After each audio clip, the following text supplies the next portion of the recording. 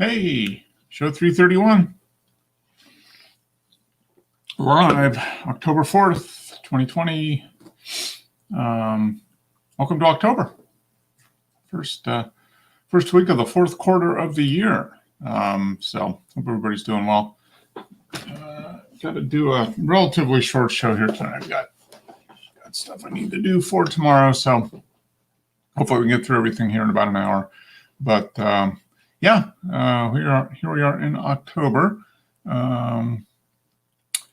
Temperature's starting to change here. We are having some fall-like weather, which is fantastic. So humidity's gone away. We've had cooler nights. Actually had to have the furnace came on for the first time in 6 months last night.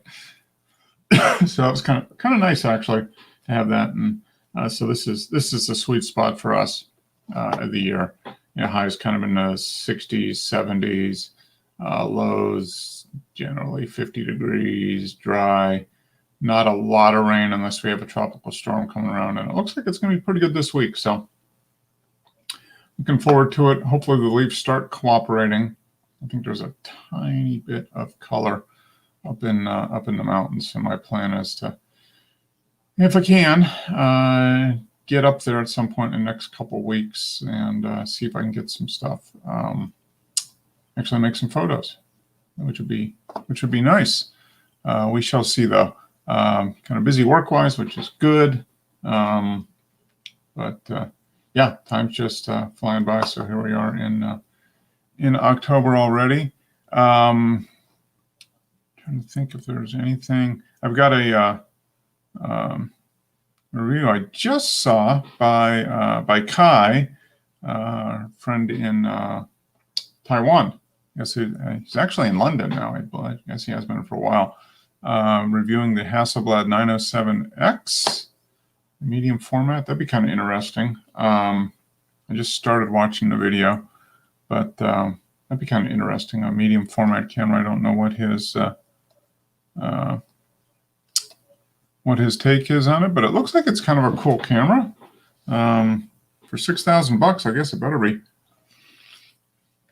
But so talk about that. Any other photography stuff that anybody has got in last week? We were talking about the was it the Canon Cine 5X or whatever one that was. It's kind of interesting. I wasn't even aware of that camera coming out. Thanks to Joe for kind of getting us up to speed on that a little bit. Interesting. Canon seems to be kind of going after the creative video primarily with still images as part of the kind of thrown in. It was the opposite of what it used to be, which was images with video kind of thrown in. So it's flip-flopped, but it's still a camera. I mean, a still camera? Is it a video camera? I don't know, but kind of interesting. What that particular model is. So don't think I'll be getting one of those anytime soon. I think I'm sticking with my Olympus for the time being, especially given how much actual photography I've done in the last year and a half, which is not much. So hang on to them though, and hopefully I can get back out and do some if I get some time amongst all the other stuff that's going on. But that is interesting. The cinema series, what was it? The Cine 1DX or something like that. Cinema C70, I think that was. Is that the one we were looking at? I think it was.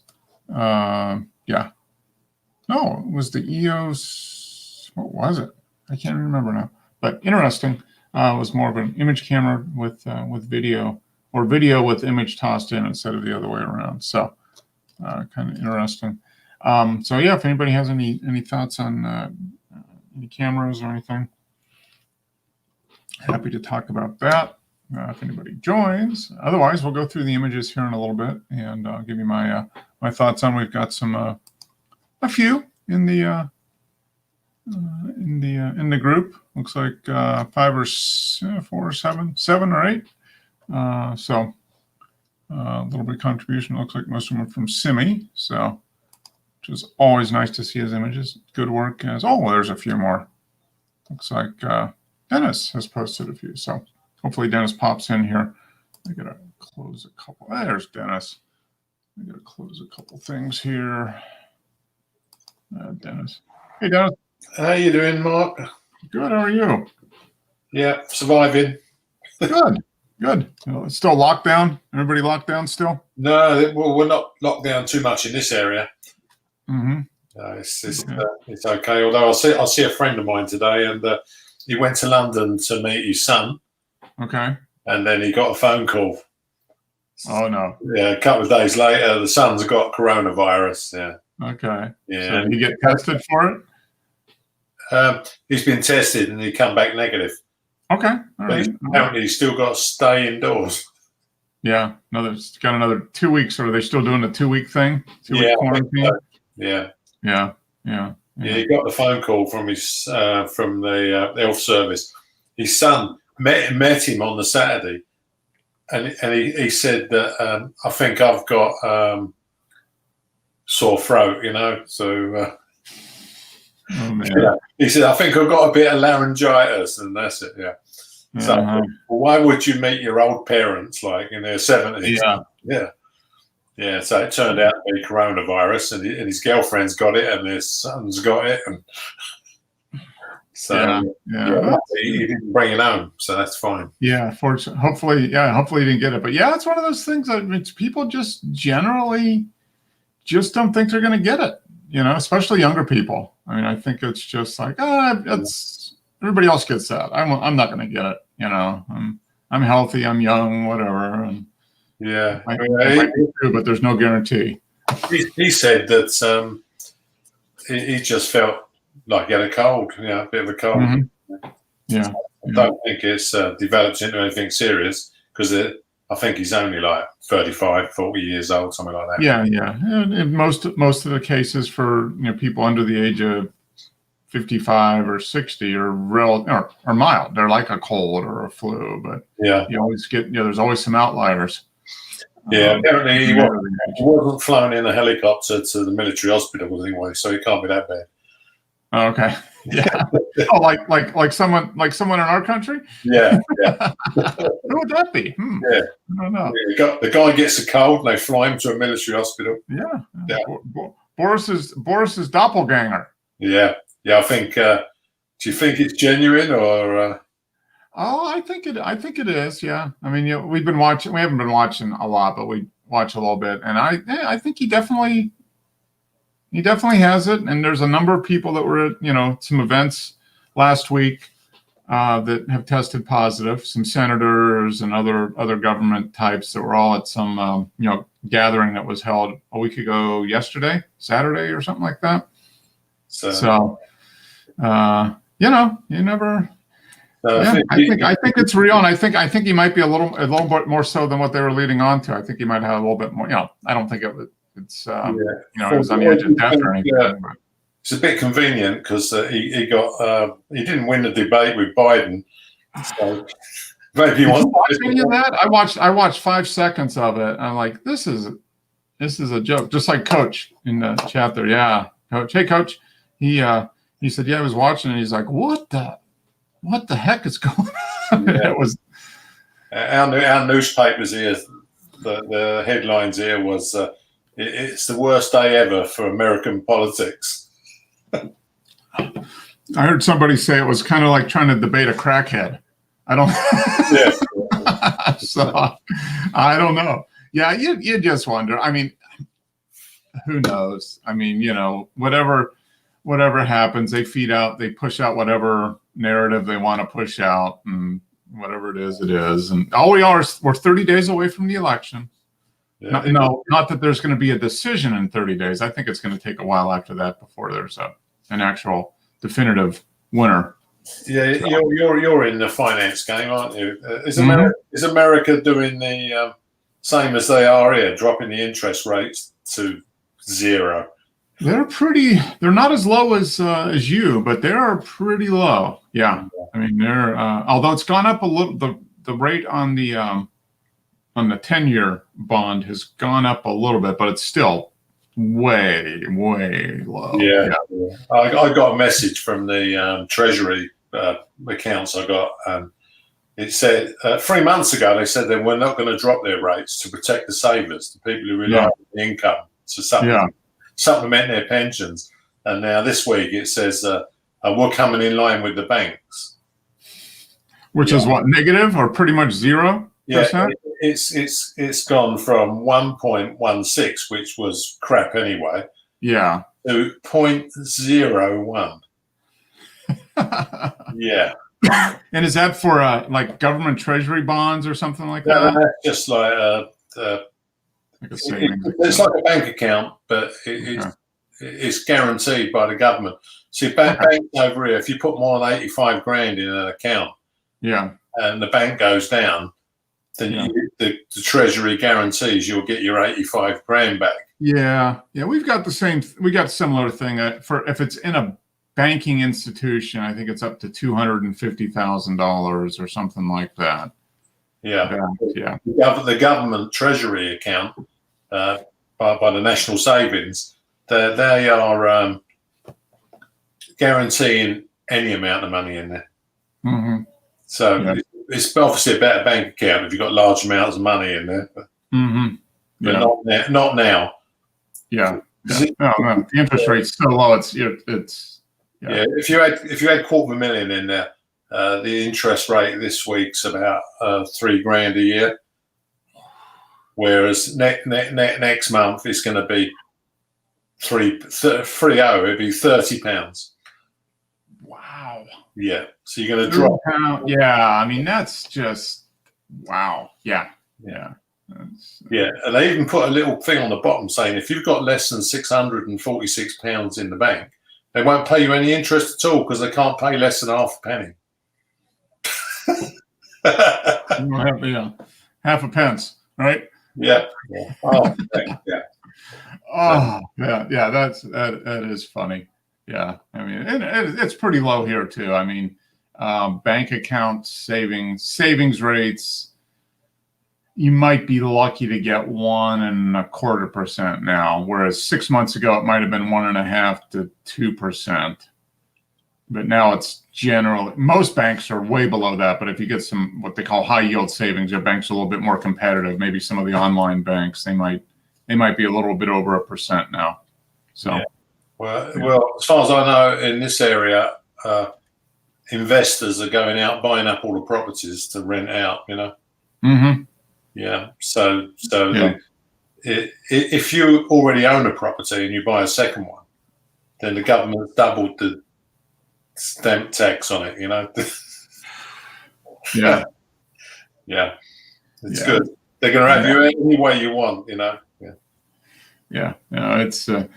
It is unusual times, that is for sure. So so basically they're not the parents' generation was retire and live off of the interest. I can't do that anymore. But the good thing is though, the members of parliament, which is like your senators, isn't it? Mm-hmm. Yeah, they're still getting paid $3 grand a week. It's not going to affect them too badly. No. That's the way it always works. Politicians always, they don't suffer. They always get their bit. Yeah, and the guys on the TV, one of them took a 400 grand drop in salary. Mm-hmm. Right, so he's gone from $1 million to 600,000. Yeah. So, but it doesn't really affect you if you've taken home £600,000. Yeah. I mean, it affects you, but it doesn't affect you like going from 60,000 to 20,000 or something like that. Yeah. It's all. Yeah. It's all relative. Yeah. And the good thing is from the bank was they're not going to pay you any interest. But it said that the chief executive of the bank, his salary was 1.1 million, £900,000 bonus. Yeah. So he's on like £2 million a year, and that's the reason why they can't pay anybody any interest. Well, they don't pay any. They don't pay any. They don't pay the deposits any interest. But then then they turn around and lend it out at whatever 3 to 5% interest or whatever for mortgages. I don't know what mortgage rates are there, but around here it's basically a 30-year mortgage. If you have good credit, it's going to be 2.5%. About the same. Yeah. So I mean, go from zero. That's a big spread. I mean, 2.5% is not a lot, but if you go from paying 0 on the money in the bank to getting 2.5 on the money you lend out from the money deposit, I mean, that's 2.5% spread. I mean, that's a big.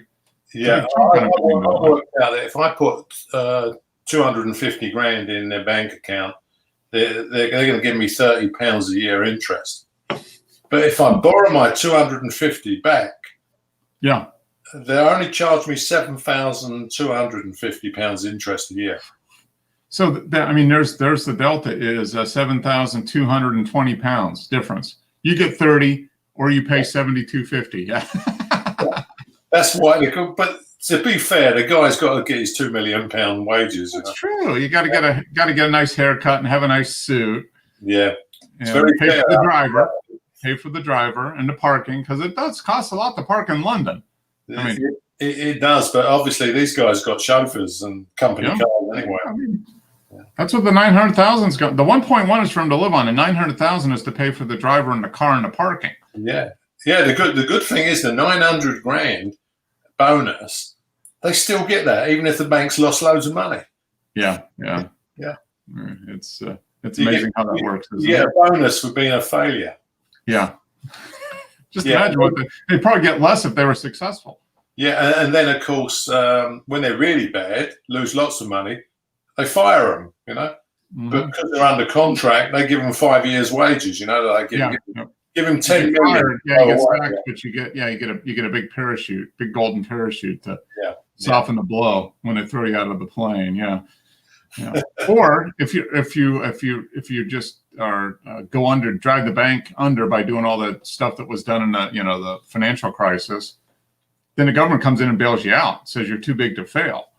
So. Yeah. I noticed that the government here did bail the banks out, but they didn't bail the car industry out or the coal mines or the other industries, because they just can't have a bank going down because it's going to affect the value of the pound. Yeah. Well, that's kind of the same thing that happened here. Although we did bail out the car GM and that type of stuff, and to their credit, for the most part, they did pay back the loans and do all that. But it's definitely it's a different game for the corporates, for the corporate types versus the regular types. Well, we had one bank which was virtually insolvent, and government bailed it out, to save all the investors and that. And they'd lost billions of pounds. Yep. And within a few years, with the government money, they were making millions. But of course, they're not paying anybody any interest, and and to getting their bonuses. Yeah, they turned the bank round. Yeah, and these guys who lost billions of pounds, they're still in charge. Yeah. They were given all the government money, and the first thing they done was pay themselves the bonuses. Yeah. That's what happened here too. Same thing. Yeah, they got the government bailout money, and then the next year they got bonuses. Yeah. Because you did so good, you turned around the bank. Well, on the fact that the government gave you $300 billion to backstop everything. So yeah. It's good, because I suppose the way they look at it is last year we lost 10 billion. Yeah, and this year, look, we got 50 billion in the bank. Yeah. The government gave it to them. Yeah. They somehow forget about that. Yeah. Yep. There's always a difference. Yeah. It's good to know that it's the same there as it is here. Yeah. Here on Treasure Island, they're always doing it. Yeah. Oh man. So it looks like you were doing redid some images. It looks like. What I've done was I got some raw files, just a couple of raw files, and put them through Darktable rather than the Sony program. Oh, okay. Just to see, if. And to me, I can't really tell the difference between them. It works fine. I mean, no real perceptible difference between the $300 one or the free one. Yeah, that's it. It does seem that way. As a matter of fact, Dark Table's got loads more in it that works than the Sony program, because I've only got the free one, what comes with the camera.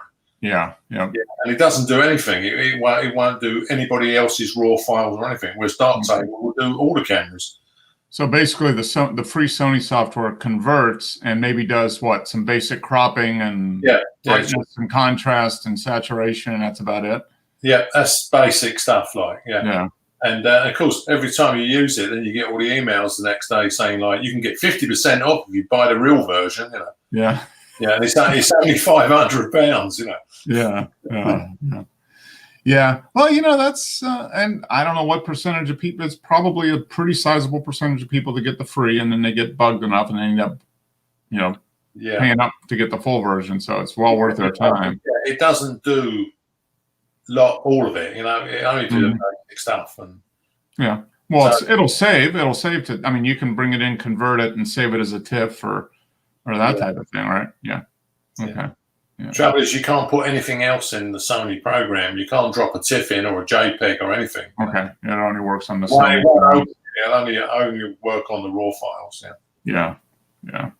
Well, it's very very limited. So I've been using Darktable and Raw Therapy. Yeah, I hadn't used Darktable for such a long time. I had to look up how to save the photographs. You've been pretty much just doing everything in GIMP.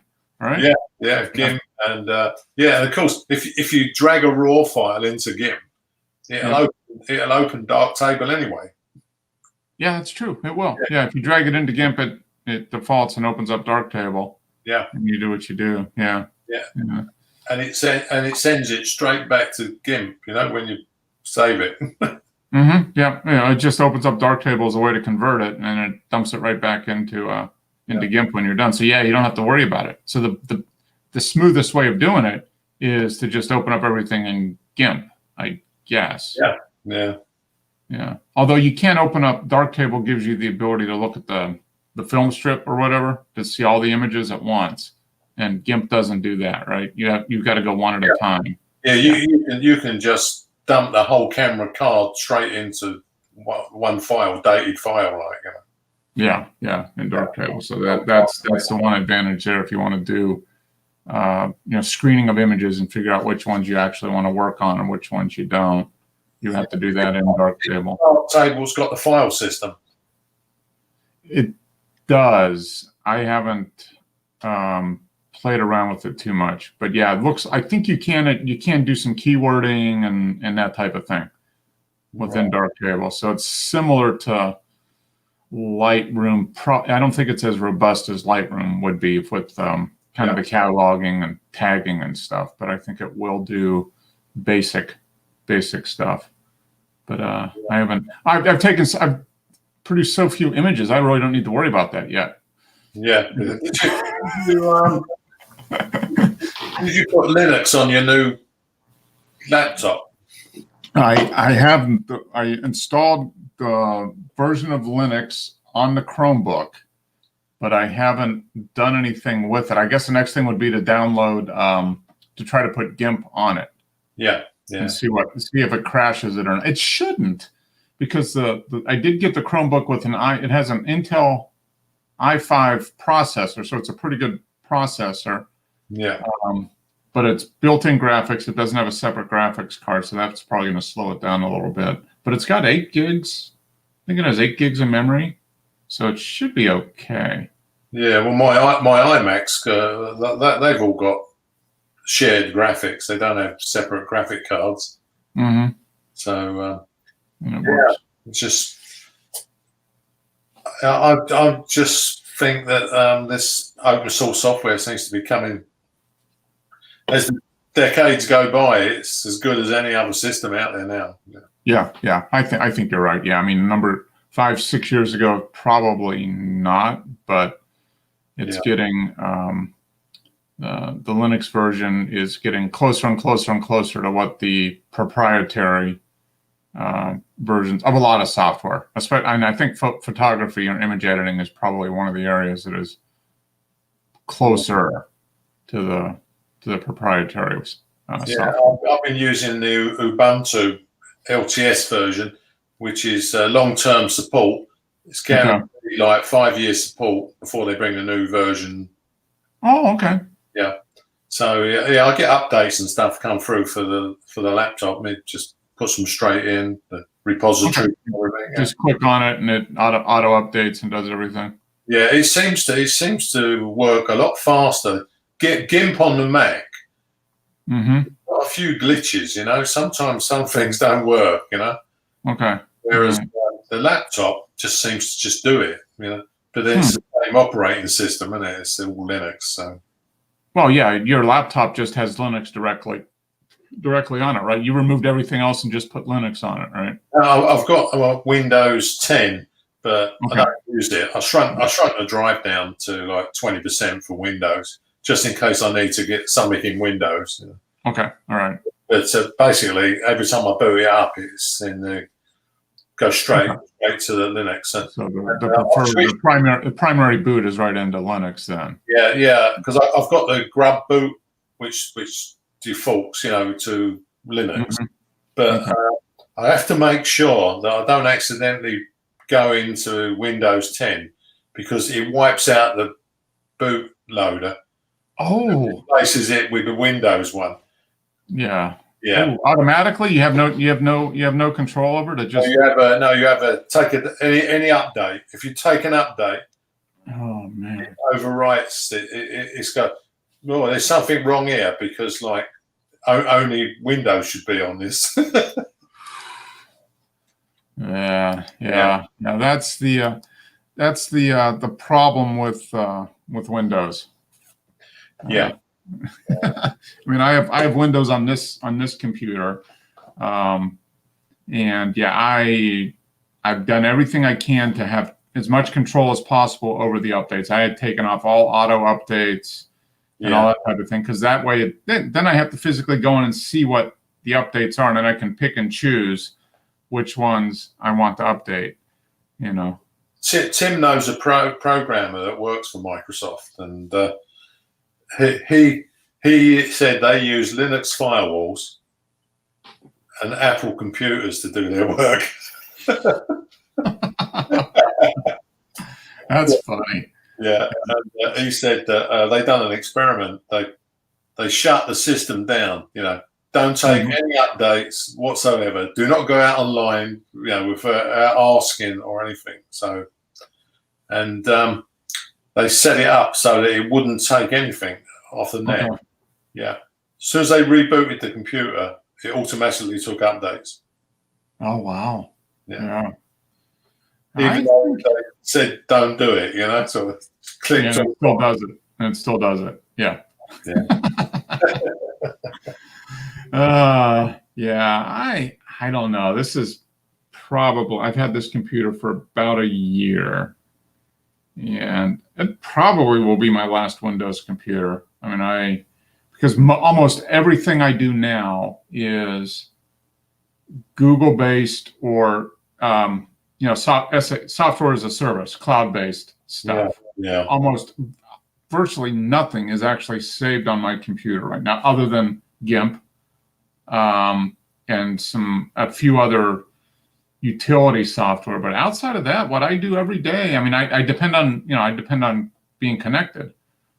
So, but I do Google Docs for the most part, and all the other software I do for my business it's all cloud based. So I've got to be logged in to use it. And if the internet goes down, about all I can do Google Docs offline, and then it'll sync once it reconnects. But yeah, can you not tether your phone to if your internet connection went down? You just tether. Yeah, I could tether the phone. Yeah, it would be very, very slow, but it would work. Yeah.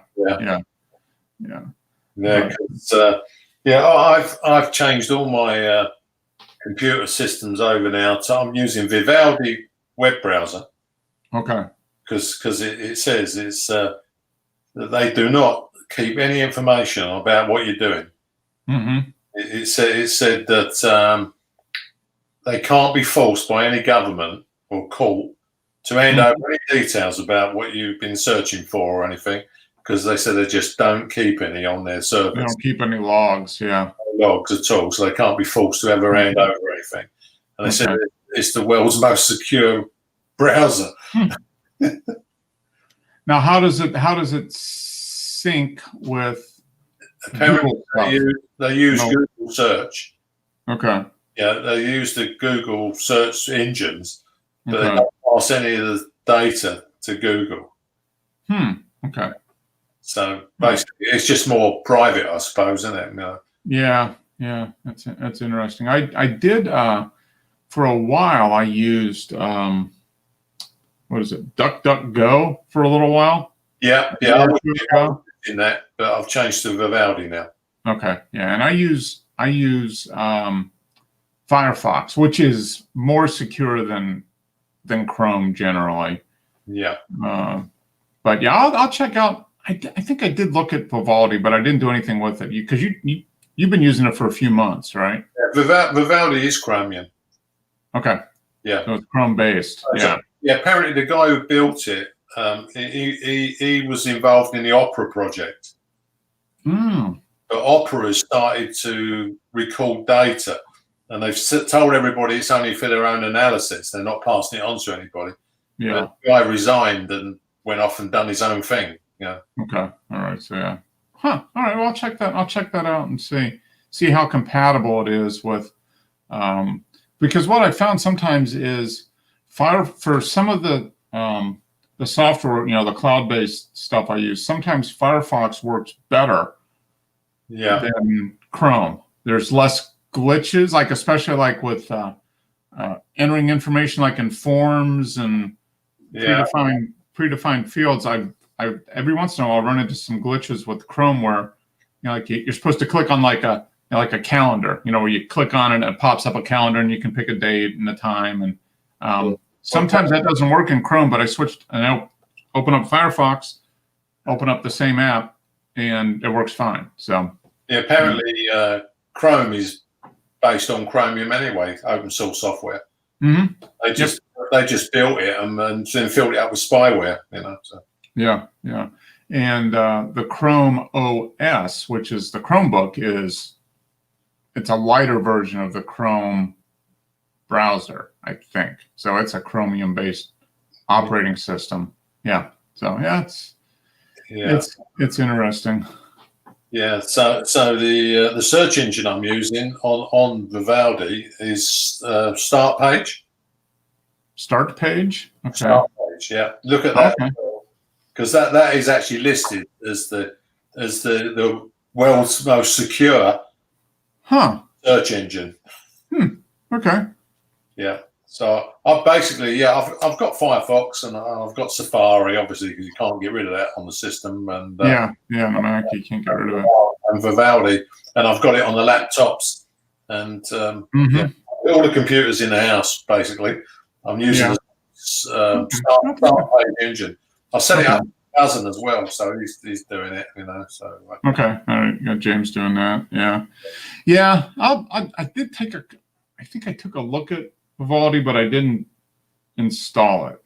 I poked around a little bit and then didn't do anything with it beyond that. It worked fine, So I've been using it all the time now. Okay. I dumped Opera because apparently it's been bought out by the Chinese anyway. What was? Opera. Oh, yeah. Okay. Yeah. Interesting. If you want all your data going to Beijing. Yeah. Well, TikTok, my TikTok career is over before it started. I just. That's been bought up by an American company now, isn't it? Yeah, it is. Supposedly, that's going to be interesting to see. It's going to be a combination of Cisco and Walmart, I think. Yeah.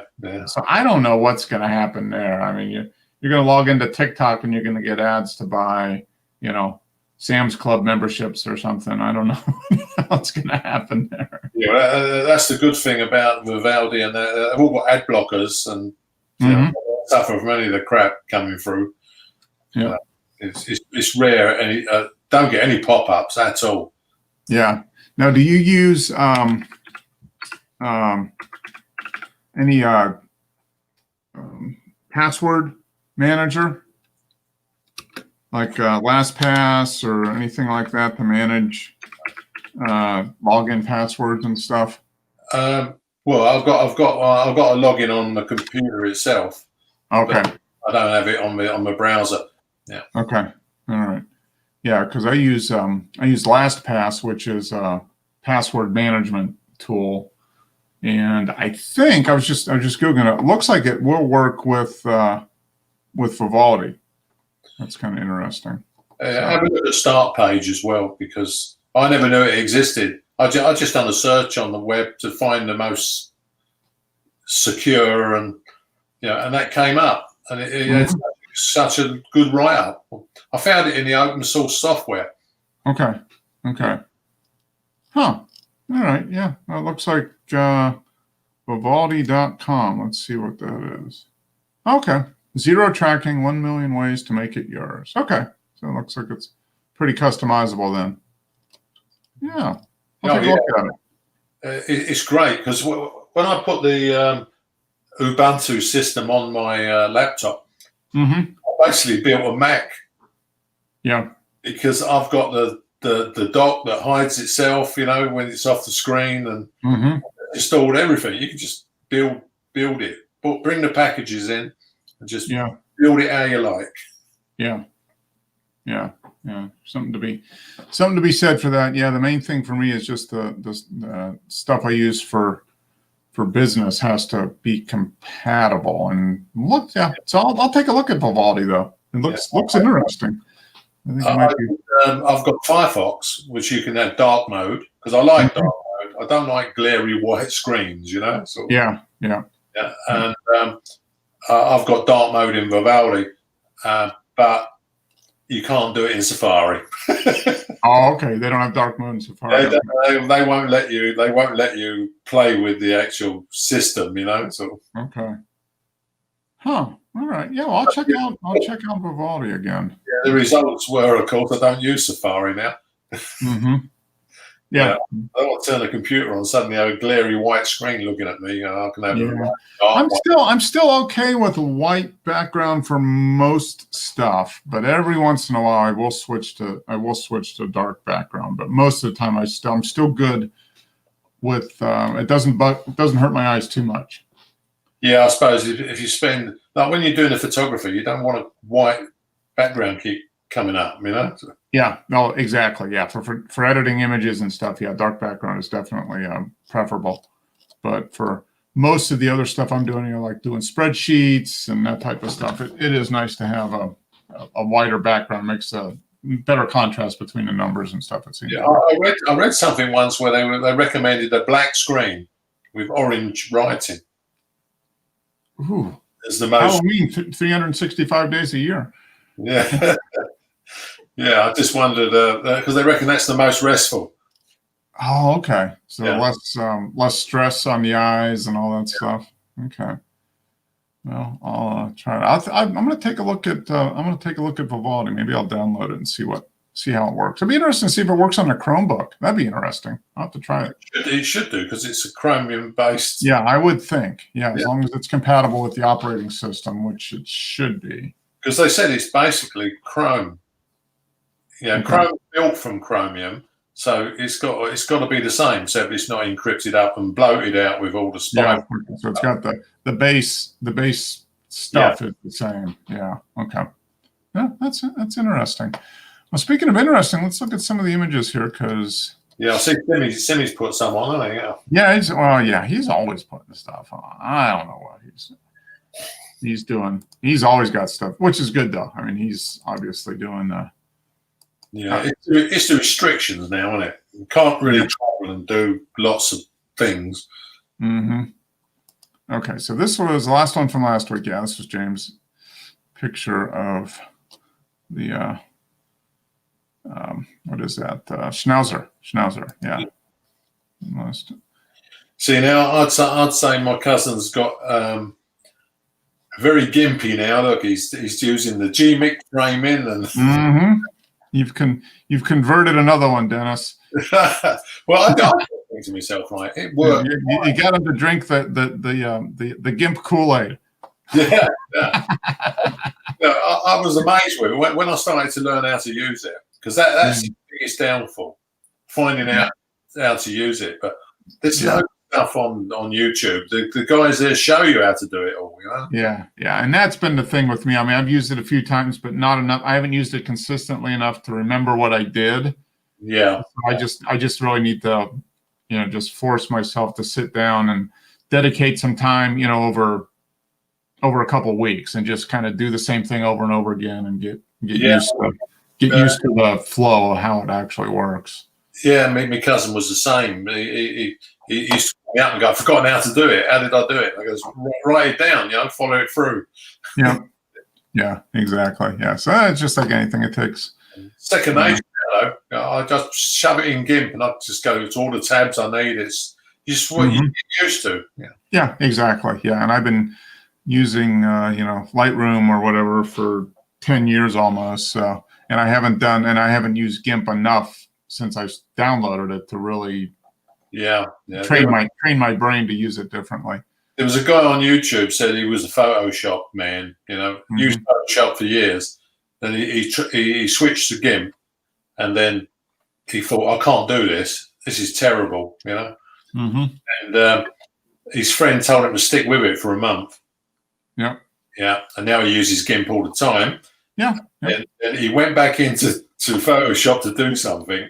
And you can't do it. Oh, no, it's easier in GIMP because I know how to do it. Yeah. And it looks like they're, featured. I mean, I'm sure Photoshop might have some more stuff, but I mean, most of it is the same features. It just, you have to get to it differently, and you go through a little different process to do the different things. But as far as I could see, the guy who done both, the Photoshop guy who's doing GIMP now, he said that GIMP does things Photoshop doesn't. Okay. Photoshop does things that GIMP don't. So but what they were, I don't know. I just need the basic stuff, really. You just want to take out any blemishes and the basic editing, maybe blend some images, cut and good image extraction options, replacing backgrounds, all that type of stuff, and both of them do that. Stitching the images together was quite. That worked out good, It was a really fair job, really. Yeah, and it's just ultimately it comes down to if the functions are there, it's just what you get used to using. Yeah, Photoshop. I had full Photoshop package on here, a legitimate version with all the discs, and then they upgraded Apple upgraded the system, and then Photoshop wouldn't work. Yeah.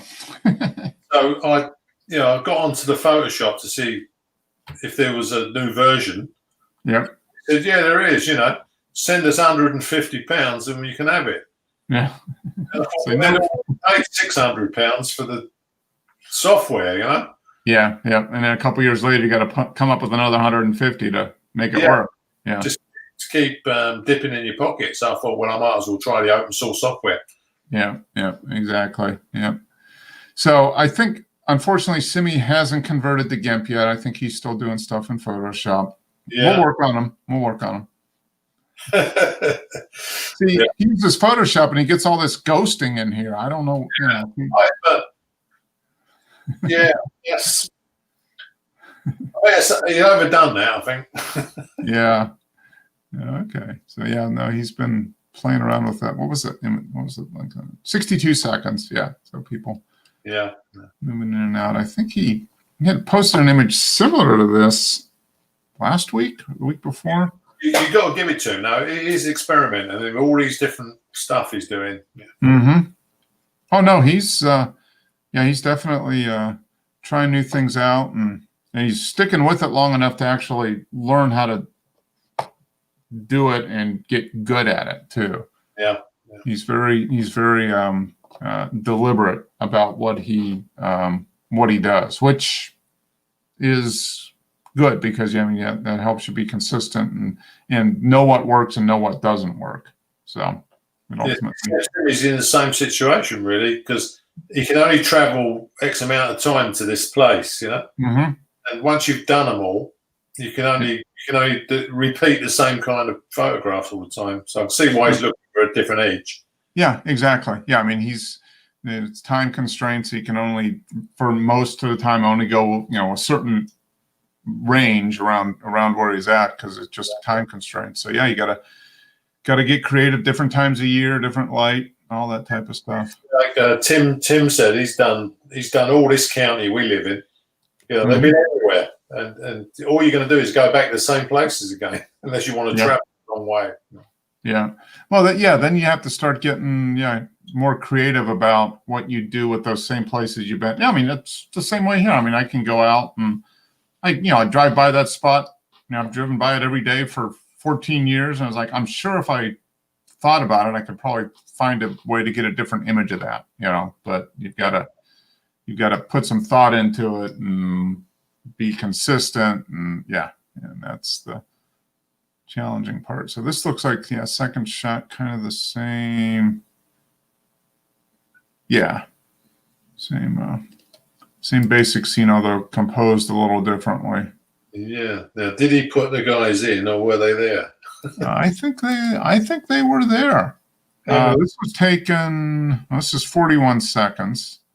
And then the one previous was 60, and it says it was taken the same day. So this one looks like it was earlier, or there was more light. Looks like the second one was maybe a little later, or probably later. Yeah, I would assume this is sunset with people around, because people generally don't get up super, super early, but they'll hang around at night. So yeah, there's more people there, and it looks like maybe there's a couple people left. Yeah. And this is a shorter exposure, so you're not going to get as much movement, I guess. Unless the other one is two people and they just moved around more. Yeah. Yep. Well, here you can see this lady here. Yeah. Mild on either side, but this person has moved more, it looks like. Yeah. Interesting. No, he didn't move more. He didn't move fast enough, because it's true. Yeah.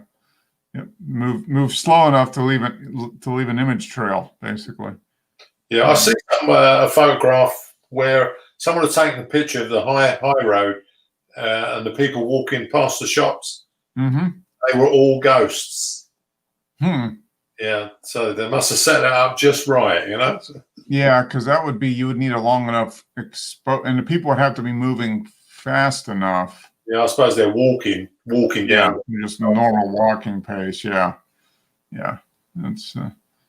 But yeah, that probably took a lot of experimentation to figure out, okay, how fast are people typically walking, and then how do I, what kind of exposure do I do to get them at different stages of being completely missing or completely in the image, or somewhere in between. Yeah. So this is West Wharf at high tide. Lighthouse, the great unknown, straight ahead. Okay, so what's to the right? Faulkner Island Lighthouse. So this thing way out there. I'm assuming that little island out there is the lighthouse, maybe. And island here. Huh. Okay. And some gulls on the rocks. I like the rocks on the beach, the pebbles. I wonder if he lightened up that, because you see how this area is lighter than the rest. I wonder if he did some selecting that area and lightening it up, or like that. Because I mean, it definitely gives you a lead your eye straight out there. Yeah, between that light color and then the framing of the the rocks on the right and the rocks on the left, it kind of draws you right out there. He must have done it, because there's no clouds in those skies, which would just throw a shadow. Yeah. It's probably just kind of selective, lightning or exposure. Maybe take this area and increase it, half a stop or something like that to get it to be a little brighter. Yeah, But no, that's one of those things where you don't think about, but you look at it, and your eyes just immediately follow that. It's guided by the lighter color, and then it leads you right out, and it's bordered by the the little cup shape of the scene. So yeah. And he must have stitched a few photographs together for this. Yeah, this is yeah, I would think so. With he used the 50 millimeter. Yeah. If he used it, it was a 24 to 120. He used it at 50 millimeters. So this is probably 3 or 4 shots, I would think. A tenth of a second each shot. So yeah, it's probably a few images stitched together. Yeah, because it's definitely got a panoramic aspect ratio to it. When you're doing these kind of things, you've got to have an automatic program to do it, because I've tried doing it manually and it's like really hard. Yeah. Yeah, you spend all your time zoomed way in and trying to match pixel. Yeah, that would. I've never tried that, and I don't know if I would want to. That would be really frustrating, I would imagine. Some people would enjoy it, but I think I would just get really frustrated trying to line that stuff up. But yeah, this is probably use Photoshop for that. And this is be open to the possibilities. Taken on September 25th. So this is that same island that was in the other image, but he's just farther. He's over here now on that other image, it looks like. Yeah. This was 50th of a size. Yeah, just shooting right into the setting sun. Yeah, it's nice. Bring up a little detail on the rock there. Yeah, I don't know. Be interesting to see how many times he's been to some of these spots over the last 4 or 5 years. Yeah, I wonder how many shots he takes when he goes out, because I find that even though I've got a digital camera now, I still use it like a film camera. I can't be bothered to take loads and loads of shots, because you go home and then you got 500 pictures on your screen. Yep. Yeah, then you got to look at them all. Yeah. You put some out. No, I think using film, and especially large format, just because it's so you don't get a lot of shots, so you have to be very deliberate and think about it. I mean, it has helped me on digital by being a lot more intentional about what I photograph, instead of just saying, I can take a 500 shots and pick it out. And I was like, okay, now I'll take 25 or 50 and pick from. Yeah. So film, to me, when you're using film, like, you're not going to waste it. So you're going to choose compose your images. Yeah. Every time you expose an image, it's money out of your pocket, basically. Yeah. Every large black and white large format, I think, is like, okay, so that's $2. Every color is probably $4 to $5. So I'm going to make sure, by the time you do the processing, the buying the film, the scanning, it's like, okay, I'm going to make sure I feel pretty comfortable with what I'm doing, because it's going to be, it's money out of my pocket. If you're using sheets of Velvia in 4x5, that's like £5 every time you pick. Yeah, it ends up being a little pricey, which is, I think, does force you to think more, think more before you push the shutter button, which I think generally is it can reduce some spontaneity, but I think generally for most people it helps, because you're just more selective about what you photograph. Yeah. So this is okay. So obviously he did insert the sun. Now we need the shopping cart. Yeah, he's got a hot spot on now. So this is a 1 second exposure. I'm assuming that's the sun. That's a pretty big, or maybe it's a moon. Maybe it is a full moon. I don't know. Doesn't seem to be bright enough for the sun. Yeah, it's probably a moon. I would imagine probably full moon rising with the sun setting over there. Yeah, it's interesting. I wonder what he did. Yeah, I think he must brighten up his rocks in the foreground. Yeah. Yeah, probably a little bit. Yeah. Yeah. Oh, there's Joe. Game must be over. Did the Rams win this week or did they lose? Oh, it was ugly, but I'll They take won? an ugly win Okay. over a fantastic loss, if there is such a thing, any day of the week. You know, You're generally happy with the outcome then. Well, we got the W, but Okay. we need to do way the F better. We made a bad team look halfway decent. You know what I'm saying? You're just helping out a friend, helping them feel a little bit better. Yeah.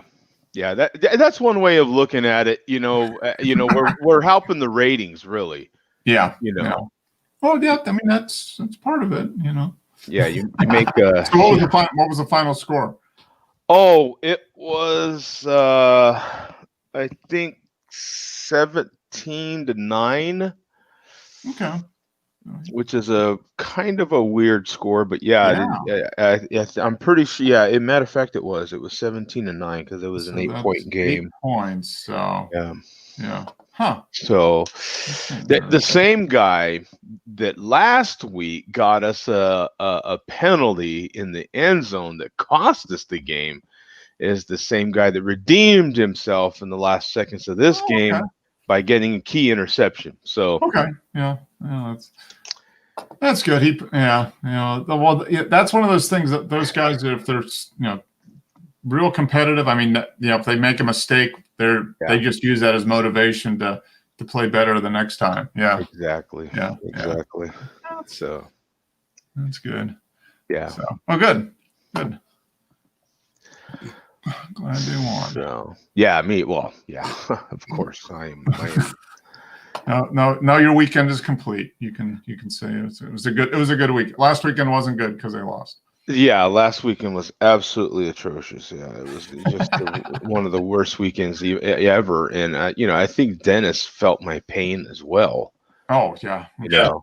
Well, now speaking of Dennis, I recorded it and I know who won. Did you watch any of the London Marathon today? No. When they did their laps, it was 19 laps of St. James Park or whatever. I'm really interested to see how that plays out. Yeah, I watched some old guy running around, and I thought, well, it's not my hobby, I'm afraid. Yeah. I record. It was supposed to be the big showdown between Kipchoge and Bekele, and Bekele got pulled out because he was injured, and then I guess Kipchoge didn't run as well, but they had another guy. Supposedly, it was kind of a sprint finish, which is unusual for a marathon. So it'd be kind of interesting to see. I've got it recorded, so I'll probably watch. The guy, is he the Kenyan guy? Usually wins. Well, Kipchoge is Kenyan, yes, and he has been the winner more often than not the last 4 or 5 years. I mean, he's the guy that ran under 2 hours last year. So yeah. I don't think he won this year, did he? No, he came in 8th, is what I saw. Yeah. So he didn't have a good race, but. Hey, I'm interested in just seeing how it was because it was laps, whereas the normal route is, traditional, just going around through the city and everything. And this one was basically one giant track. It was like a 2.5 kilometer lap. Oh, was it really? How many laps did they do? They ended up doing 19 laps. Really? A marathon is 42.2 kilometers. And so what they did with the normal London Marathon is scheduled in April. And so you have the elites, the world-class runners, and then, all the citizen runners, 40,000 other people. Well, they delayed it because of COVID, and then they decided we're going to do it, but it's only going to be the elite runners. So they just did, an elite field. And then to make it more controllable as far as, people not, social distancing or whatever, they just decided to do laps of what is it, St. James Park? Is that it, Dennis? Yep, St. James. Which is a big park. So they got to run by the Queen 19 times because Buckingham Palace is at one end of the park. I don't know what's at the other end. So how did that? How big was the field, and how did they manage that field? I mean, it's still it's a city. It's a city park. Think of it as like so it's just. What they did was they just took a section of roadway, and normally I guess the marathon finishes in St. James Park, But what they did, so they figured out, well, we're going to run it. We want to run it in a closed loop so we can control fans, people, and all that type of stuff. So they just picked that section of park, and it ended up being like basically, 2.5 kilometers. So what is that? That's like 1.75 miles or something like that. Yeah, so it's just streets. It's not a big park. It's not like Hyde Park. I feel like Hyde Park or maybe like Central Park in New York City, and basically just running laps around that on the roads. Yeah. So they were NASCAR on a short track. Pretty much, yeah. Yeah. Just to so Dennis could understand. Yeah. You're going to have people turn up, aren't you? They're not going to be able to control it. So I suppose it was a smaller park. Yeah, so they were able to control access to the area. I guess maybe I need to rephrase my question, because I'm still thinking that even if you had a smaller field, it's still a group of people that are starting at the same time. Yeah, no, they had you know what I'm saying? Like, so did they spread out the starts, or no, they did a mass start, but all the athletes that were running, they had elite women, elite men, and I think they had wheelchair division too. It ended up being like maybe 200 people total between men and women and wheelchairs. So they did a little bubble. They came in a week. Everybody got tested when they came into London. They stayed in specific hotels. They controlled their activity once they got into London. Most of the people got in there like on Monday, Tuesday, and then they bubbled, and then they tested. I don't know if they tested every day, but they tested when they came, and they might have tested a day or two before. And then, then they had a mass start. I mean, what can you do? I mean, you got to the group. Yeah, that was kind of my. Yeah, so they kind of ran it kind of like the NFL would do. You get tested, and if you come up with a negative test, then you can compete. Yeah, that type of thing. Okay. So they kind of controlled it. So it'll be interesting to see. Emma, as a runner, I always geek out on running races, and so I'll watch it.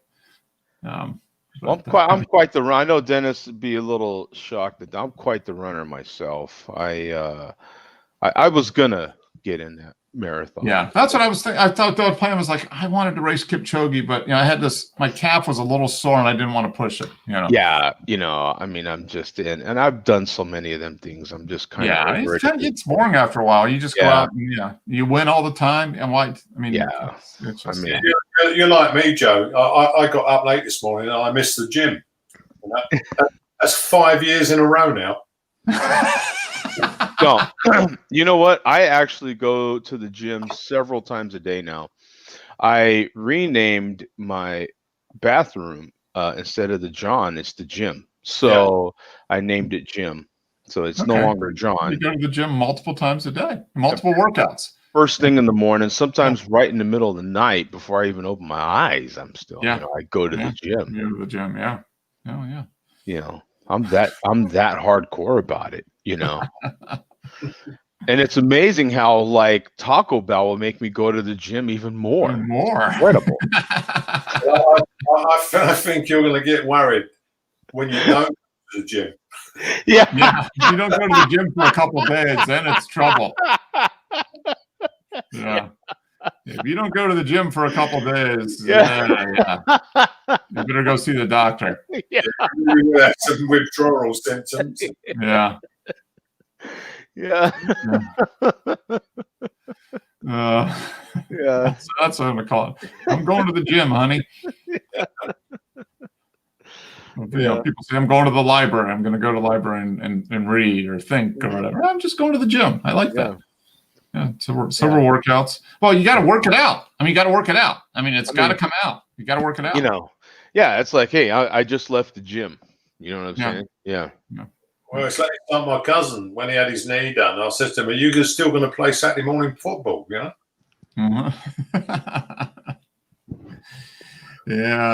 He's well. It sounds like he's getting better. It sounds like the knee's healing up pretty good. So that's good. Yeah. He said it does ache a bit, but Did he go see the doctor this week, or does he go next week to see the doctor? I can't remember if he said. I think last time you see him, he said he didn't need to see him for quite a few months. Okay, good. Is he a golfer? Does he golf or? No, I don't think so. No. No, he rides his bike and he walks, I think is what I get, right? He likes to ride his bike around the neighborhood and then walk. So he's been able to do both of those. He's able to do both of those now. So he goes walking, yeah, definitely, because every day for a walk. Yeah. Yeah. And then I rumor has it, Dennis, you've got a creepy cousin that actually likes to take pictures of neighbors' houses and stuff. Like, oh yeah, he does that. Yeah, he's a creepy old guy that walks around with a camera photographing houses. Yeah. Yeah. You're like, that's just a neighborhood creepy guy. Yeah. Don't worry about him. Yeah, he's harmless. Yeah. It's a bit risky these days walking around the streets with a camera taking pictures. I mean, and all the pictures he posts are always like, yeah, no, I took that in my neighbor's yard. It's like, what the hell? I mean, there was a guy on the internet taking pictures in London, in the city, and they called the police on him. Yeah. Oh, wow. Taking pictures of the security cameras, you know. Oh, well, that could raise a little suspicion, probably. Yeah. The police had to tell the bank security that the guy had a perfect right to take photographs in the street, and there's nothing they can do. Yeah, that's exactly it. If he's in the street, they still have the right to photograph stuff. Yeah. Well, I could see in this image here that probably these people on the boat were probably calling the cops on Simi sitting out there. Yeah. He's taking pictures of the moon. What's he doing taking pictures of the moon? Yeah. He's not using really long lenses, is he? He's using wide lenses. Yeah. Yeah, it's a 30 millimeter. He's took this at 30 millimeter. Yeah. So pretty wide angle. So. Yeah, it's pretty cool. Yeah. It's very nice. Yeah, he's.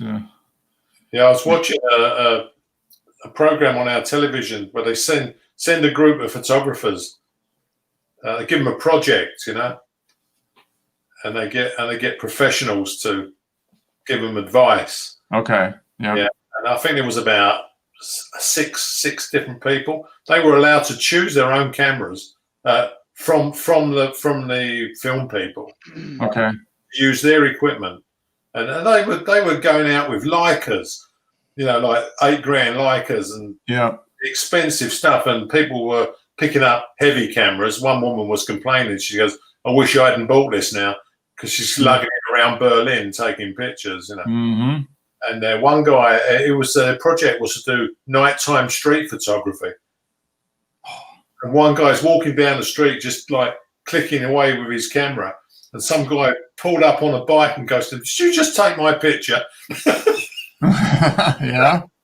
So he goes, "No, I'm only like framing things up. I didn't take a picture." He goes, "It was just conflict from start to finish, Yeah. A lot of people really get upset if they feel you're taking your image. Yeah.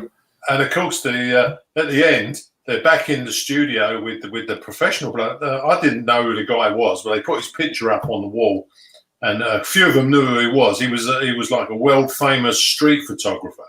Okay. See, and he was seeing. They had to tell a story with the 3 images they were taking. Yeah.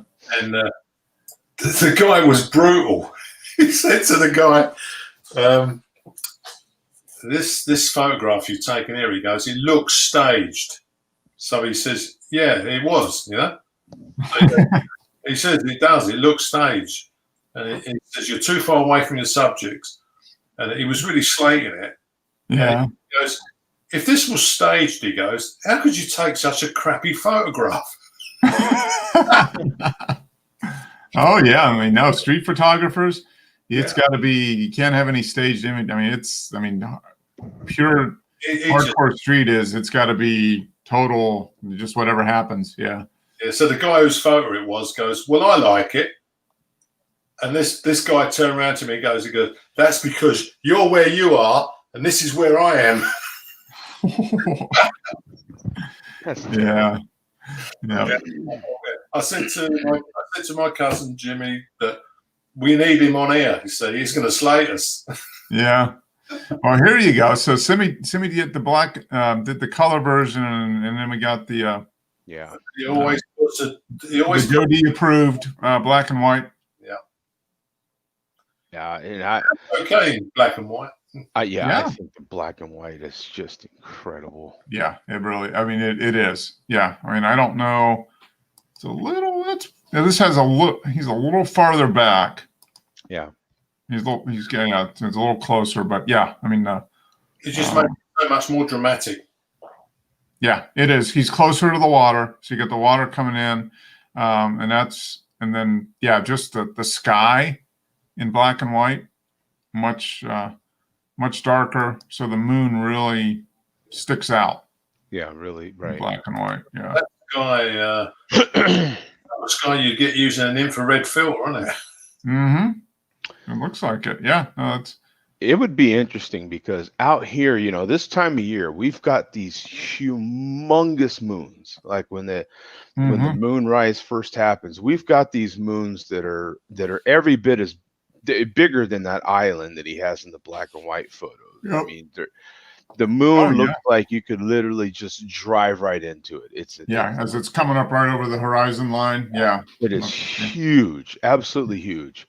Just for a little while, and then it goes to kind of a regular. You get that weird little atmospheric effect where the atmosphere kind of enlarges it or whatever. Yeah. So it can get pretty interesting, and then especially as dark orange and stuff as it'll get, it kind of freaks people out if you've not been to the Southwest before. If you want a moon, Joe, I've got plenty of moons, all different sizes, Yeah, I know, right? Yeah.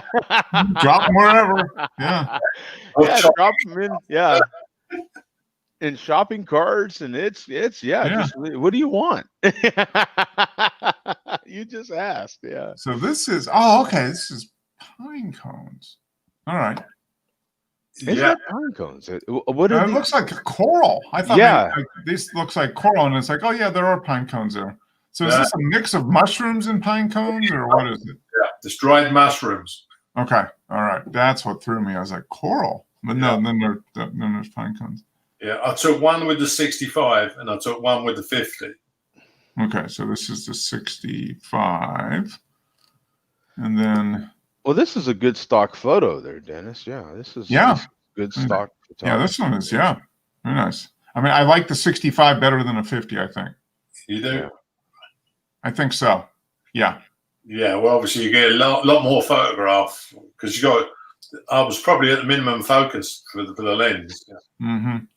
Yeah. I mean, this one you're getting there's a little bit of blurring on the bottom, a little less sharp there. But yeah, I just think it's. With a 50 mil, you just can't get that close because. If you get so close, you have no depth of field. And the subject's still small. So you need a 55 millimeter to split the difference. Yeah. But I think if you could, did you just have this on a tripod and then just switch the lens basically? Is that all you did? It was.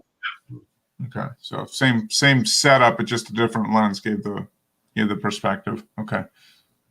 Yeah.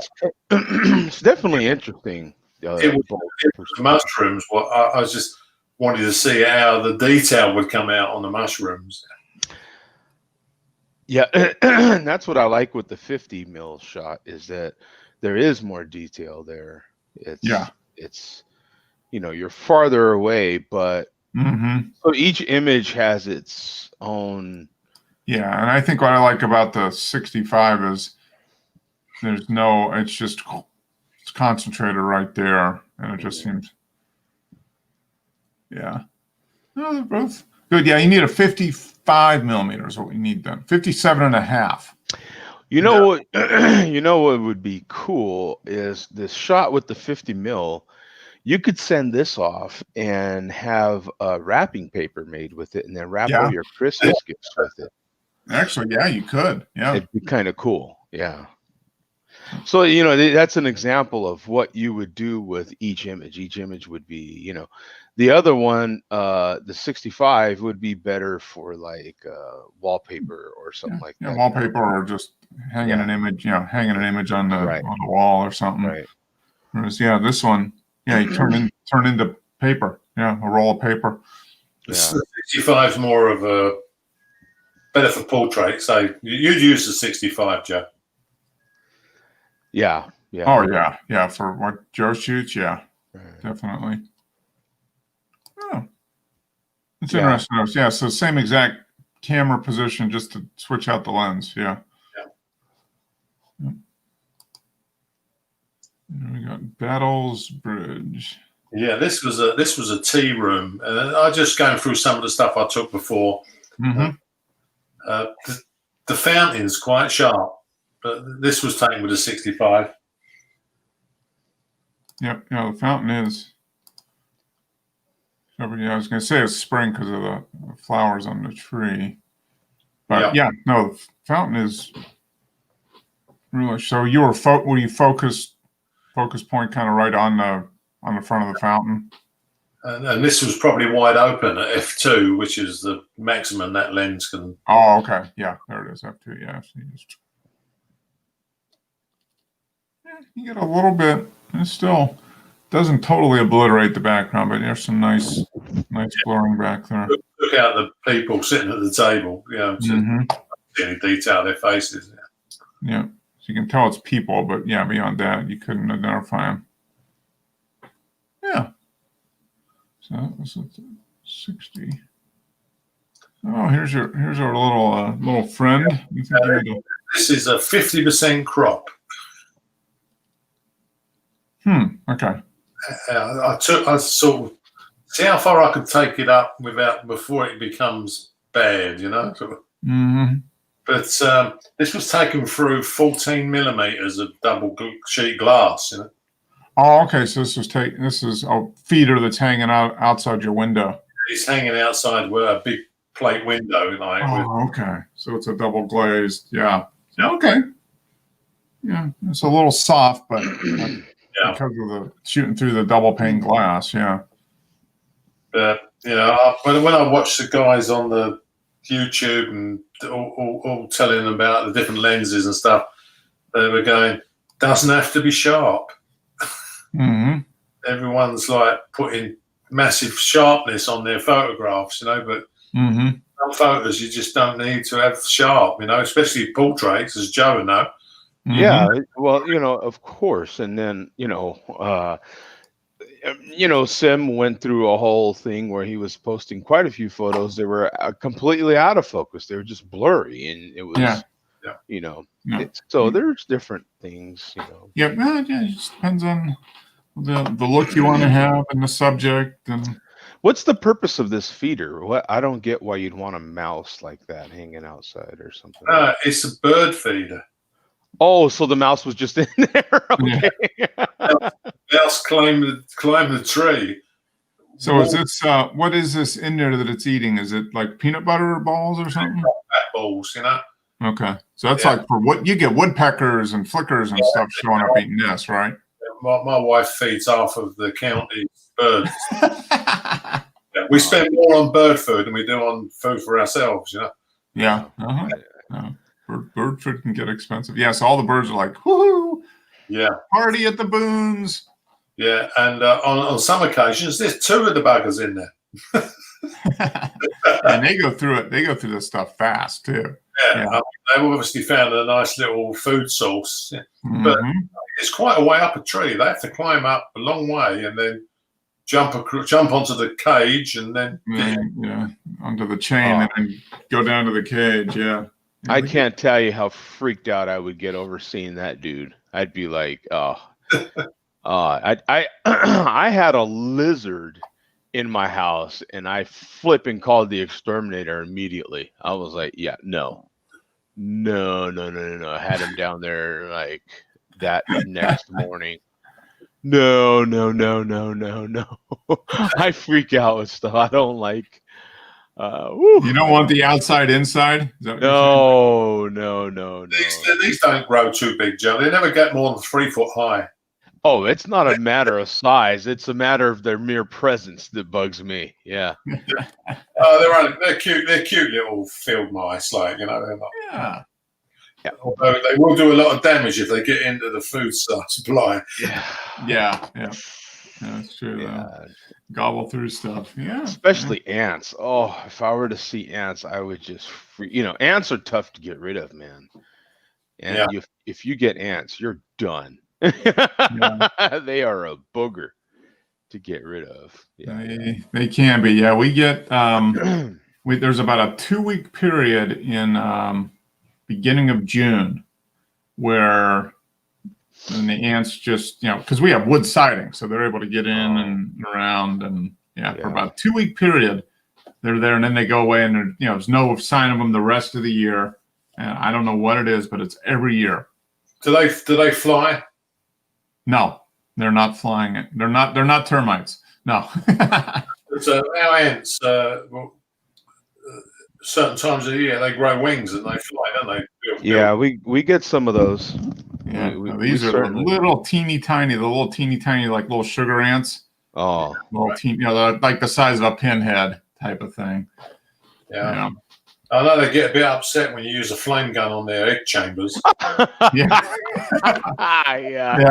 that's probably not what they were planning on. No, they don't care for that too much. But I have, speaking of those little rodents, I have flipping gophers, and so I go back and forth with these damn gophers tearing up my yard, man.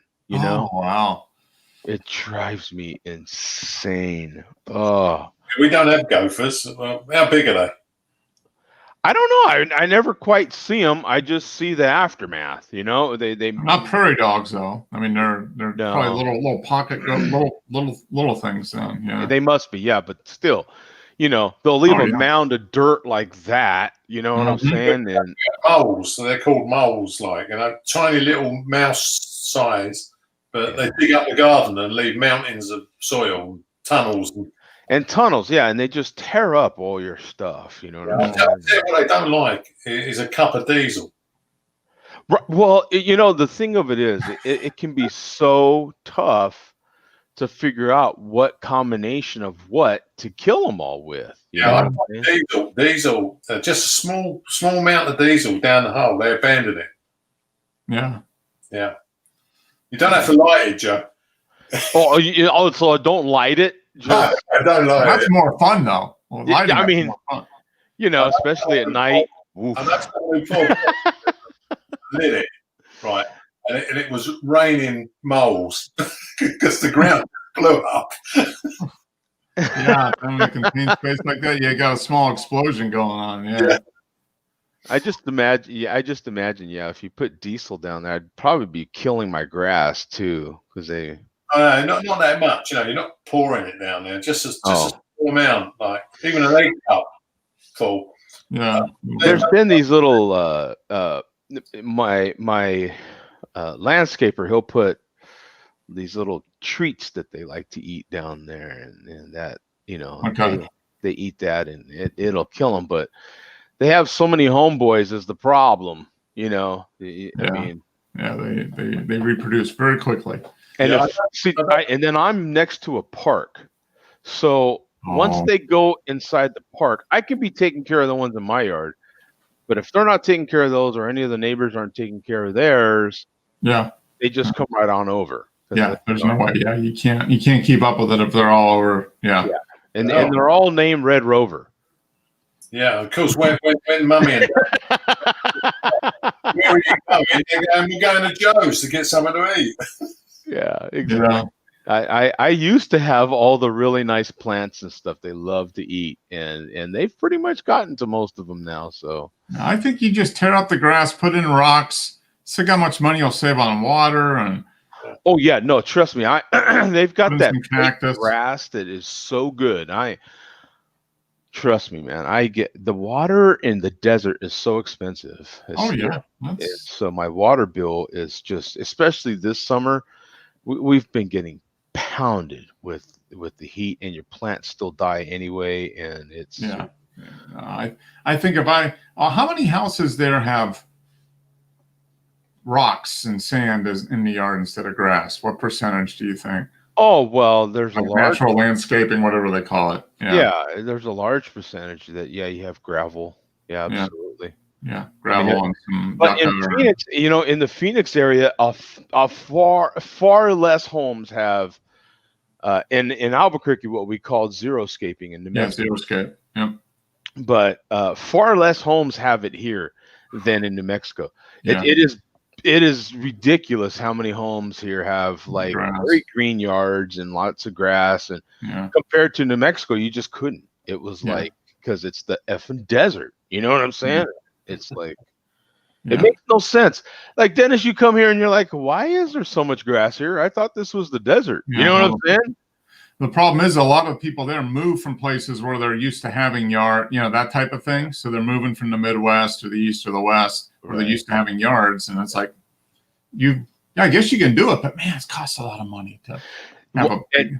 On that note, one of the complaints that you'll hear here, that you will hear here, is, anybody that comes east of here and has not lived out west before hates that there's kind of nothing to do. They'll say, like, it's kind of boring. Well, in places like London and in Atlanta and stuff, things are tighter together, closer together. Out west, you better have a car because you're going to drive.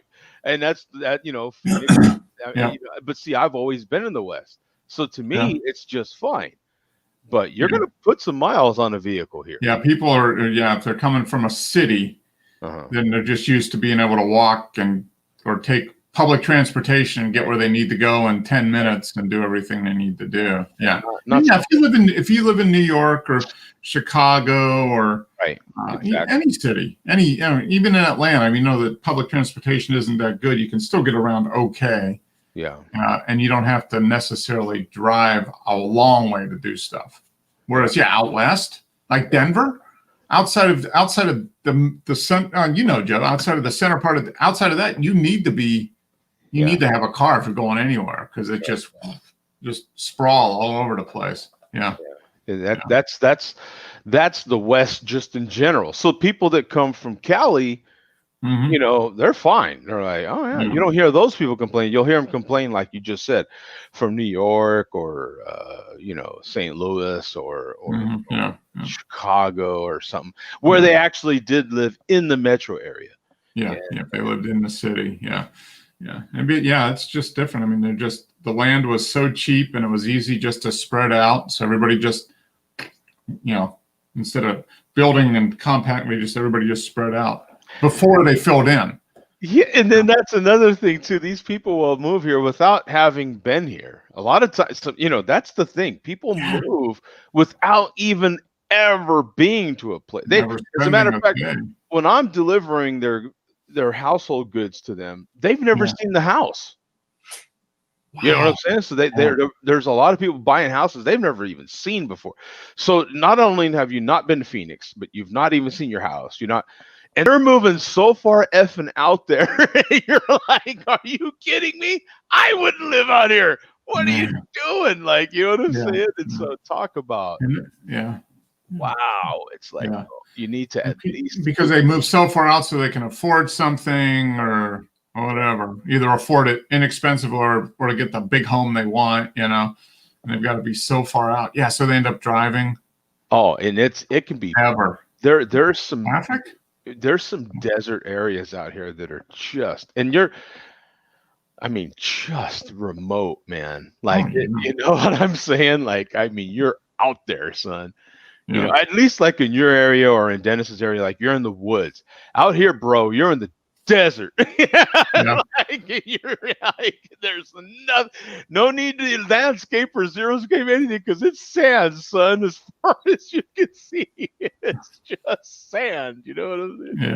Yeah. No, it is amazing how many people move like that and never have been to the place, or like you said, don't even know. They see a picture of a house and they buy it and they relocate, and then they don't like it, or whatever. They've never spent any time in the area, especially if they're moving there to retire or to, whatever. And it's like, oh, how can you do that?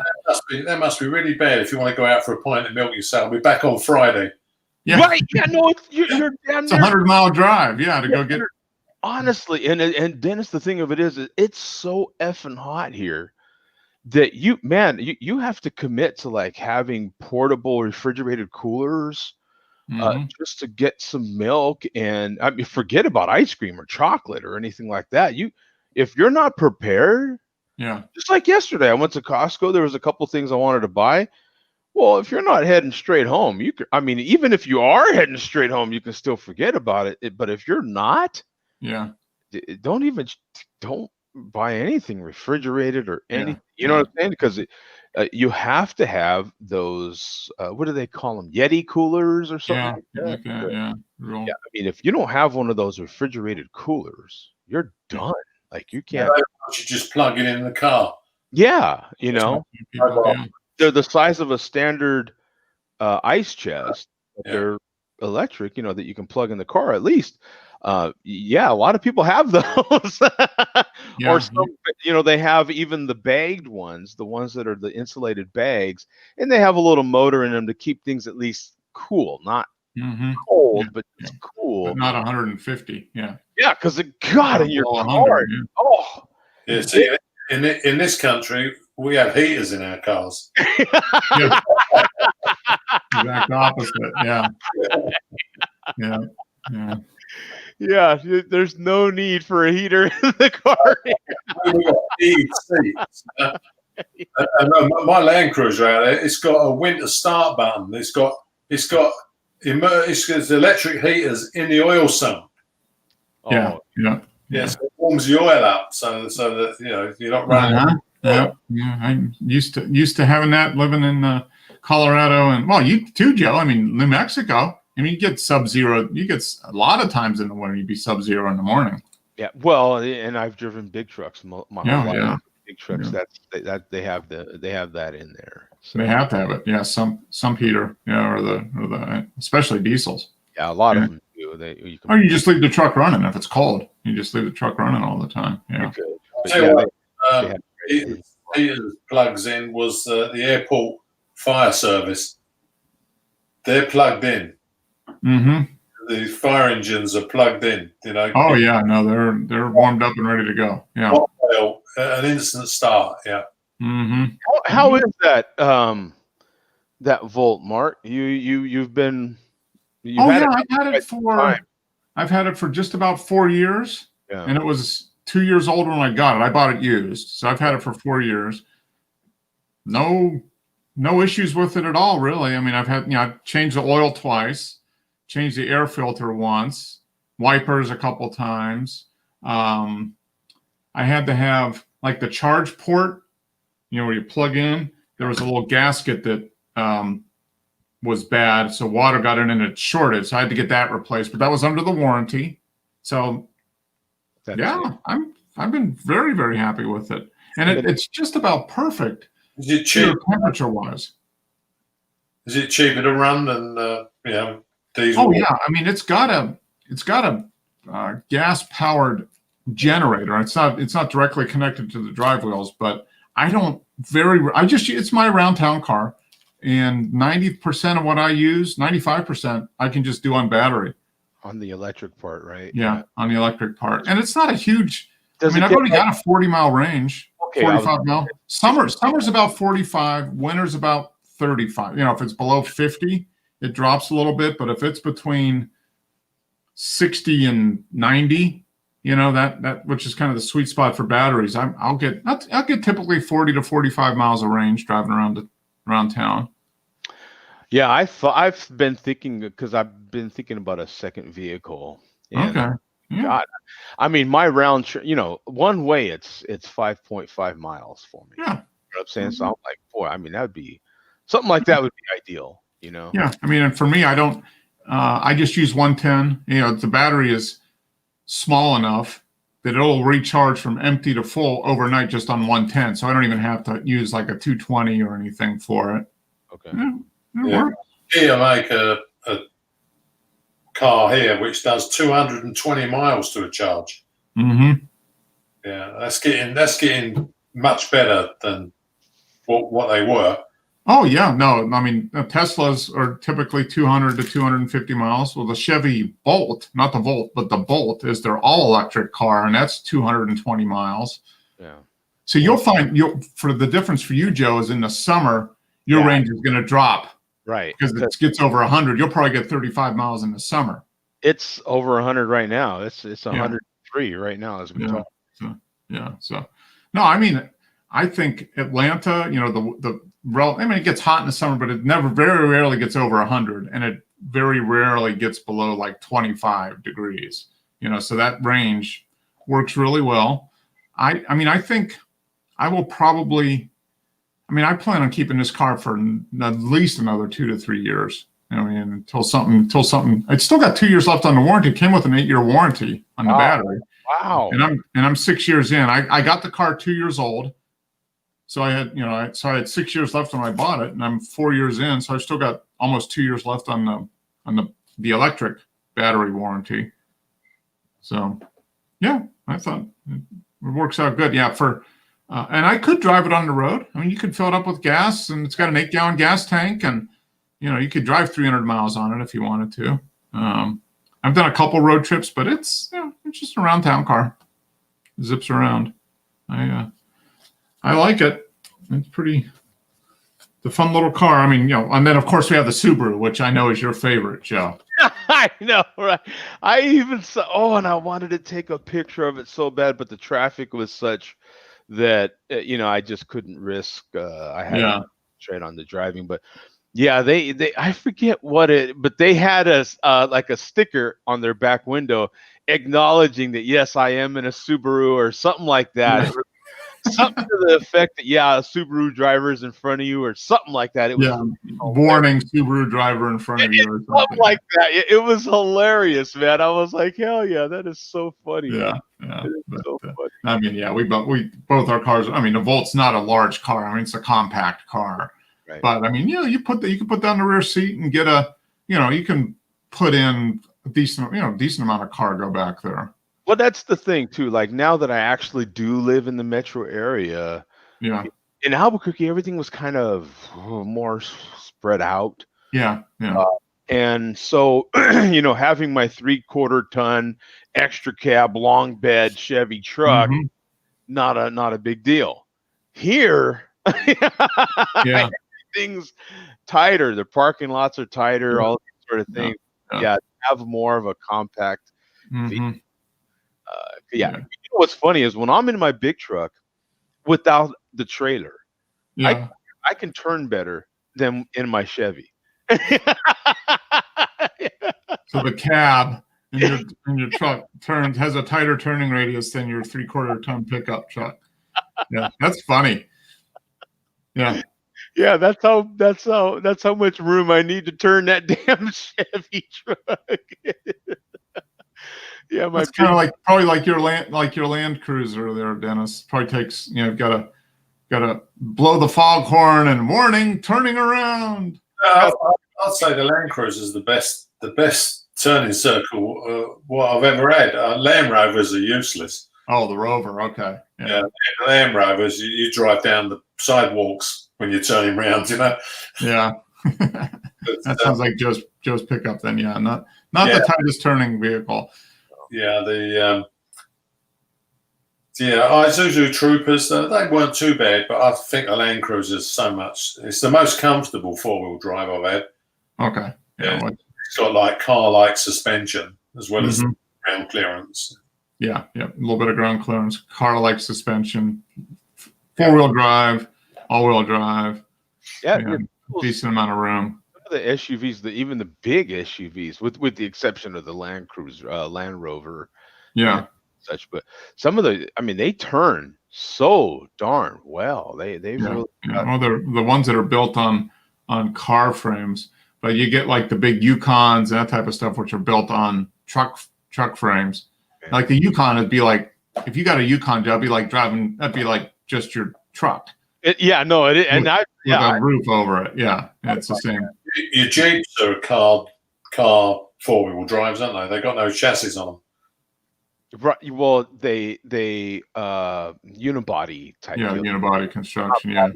Frame. the Land Cruiser's got a steel chassis underneath. Yeah, it's like a frame on rail. What do they call it? Frame on rail construction. Yeah, frame. Yeah.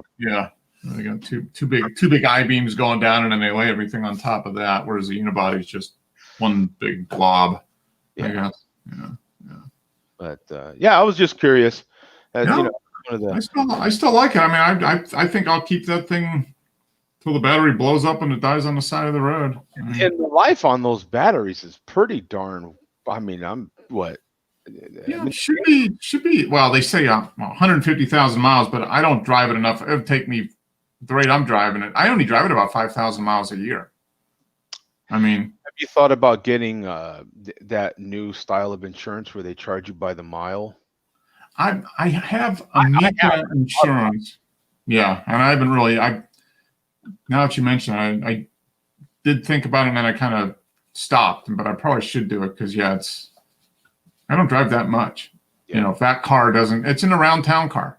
And I'm doing most of my work is from home. I meet with clients a few times, but most of it is all over home anyway. So I'm just going. That's the shopping car. That's the Costco, and just driving around this little, the basic 10-mile.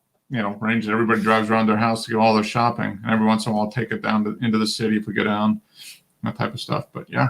Coronavirus hasn't helped because I bought a new car last November. So next month is a year old. It's only done 1,500 miles. Yeah. No, yeah. I mean, wow. Car's going to last forever at that rate. Yeah. Yeah. Even if you could drive somewhere, you couldn't go there anyway because you're not allowed to. Sure. Yeah. So, I mean, I should just say it. Its longest trip was a supermarket. Yeah. Yeah. I mean, I'm a similar way. I change my oil every 3,000 miles, but that 3,000 miles takes me months. Like I just had an oil change, and I think my last oil change the week before last is when I had last weekend. No, actually, last weekend I had the oil.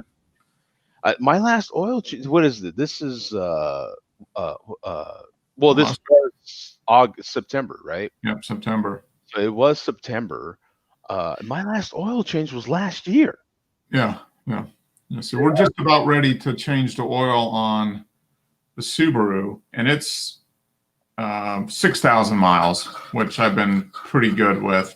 But we're still. We got the oil change in December, and even with that trip back and forth to Illinois, which was 1,600 miles. We're still only right at 3,000 miles. Yeah. in 8 months. Why do you change your oil so often? Me? Yeah.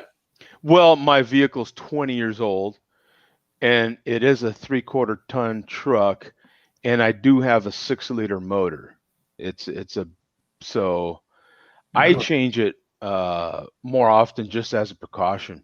A 6-liter motor would be quite slow revving, isn't it? So you shouldn't have to change your oil that often. I mean, the Mini is 12,000 miles. It's pretty black when I do, and just with that kind of time in between the oil, I just feel better changing it quicker. Yeah. And to tell you the truth, it doesn't kill me because hell, I'm only doing it maybe twice a year. Yeah. You know what I'm saying? Yeah, that engine. I mean, that truck is old enough. That engine was designed to probably do no more than about 4,000 or 5,000 miles on oil. The newer engines are designed to run 6,000 to 10,000 miles on oil. Yeah, no, mine was a 3,000 mile engine change. Oil change. Yeah, oil change. They don't change the oil in your truck, do they, Joe? I bet that runs on for at least a year before they change that. The oil? In your big truck, in your work in truck. the big truck? No, the big trucks. It's hours, right? Do they do it on hours? They do it. No, they still do it on miles. I would say I average an oil change because they do a whole service. It's what you call a B service, and they do that every couple of months. Okay. Yeah. And how many miles do you drive a week typically? You know what? As a matter of fact, you know what? They do it at I think somewhere around 10 or 12,000 miles is what they do. Yeah, I know the trucks don't need changing because the engine don't rev very high, does it? It's slow. No. Well, diesels, are very low revving, but Very low. I mean, 1100, is when you change gears. If they get up to 2000 RPM, and it's But yeah, Phoenix that's severe service because you're in the city, you're idling, and it's 120 degrees. It's probably pretty brutal on the engines. Yeah. Like I said, I change my oil every 3,000 miles, but God Almighty, the last time I changed my oil, Dennis, was literally, I think it was November of last year, and I just changed it last weekend. Yeah. You know what I'm saying? So I feel like just as a precaution, I'm like, let me just spend the $70 to get the damn oil changed. Why not? It's not killing me. You know what I'm saying? Yeah. I see, like the Volt's got a meter, because I don't, it's ticked, I think it's miles, but I run the engine so infrequently that it's once every 2 years, essentially, for the oil on the engine of the Volt. But the Subaru is, I think it's 6,000 miles is what the recommended service interval for the which is 4-cylinder engine. It's 6,000 miles. But yeah, that's changed. I mean, in the last 10 years, engines have gone to once a year. A lot of them go to once a year, or 6,000 miles or 10,000 miles or whatever. Yeah. It's pretty common. That has changed. I mean, your vehicle's it's a 98 or 99, something like that. 2000. Yeah. Okay. So that's 20 years old. So yeah. A lot's changed in 20 years. But you're going to keep that truck. You're going to keep that truck until it just falls apart or blows up? I can't see it. I mean, it runs so damn. And to tell you the truth, for 20 years, I've only got 156,000 on it. Yeah. So it's just a damn good truck. Yeah, you'll get 300,000 miles out of that thing. Yeah, you could easily do it. Oh yeah. Well, and that's the funny thing is, a lot of cars, if you get 100,000 out of it, you're doing okay. But with pickup trucks, man, I mean, them things go 500,000. Quite, it's not that unusual to at least get 300 out of them, like you said. Joe, when I bought my Land Cruiser, the guy goes, "You can get 250,000 miles out of this engine." Yeah. So what I want to know is, when I traded it in a year later and it had 50,000 miles on the clock. Wow. Guy said to me, "No one's going to want it because it's got this really high mileage, Yeah. So I go, "But you told me it was good for 250." Yeah. Right. Yeah, exactly. He was telling you what he needed to tell you to sell you the car then. And then the reality is it's probably only good for 35,000, 40,000 miles. Yeah. Well, and then it switched. Now you're talking about he needs to buy the vehicle back, and now it's like, whoa, man, these are high miles. What are you doing here? He said no one's going to want this. Yeah, exactly. Yeah. It's amazing how that works. How they just flip. He sounds like a politician. Are you sure that wasn't a woman? Was that a woman? No, I bought the car. I bought the thing from Isuzu, right? Okay. And Toyota gave me more money for it when I traded it in than Isuzu wanted to give me. Yeah. Same car, Isuzu's like, we don't want that car back. So they must know something I don't. Yeah. Do. All right, guys. Hey, good show. We'll see. Appreciate the conversation. Have a good week. Stay safe. We might not have a show next week. We'll see. I'll let you know. Okay. Just all right. Take care. See you. Peace out. Later.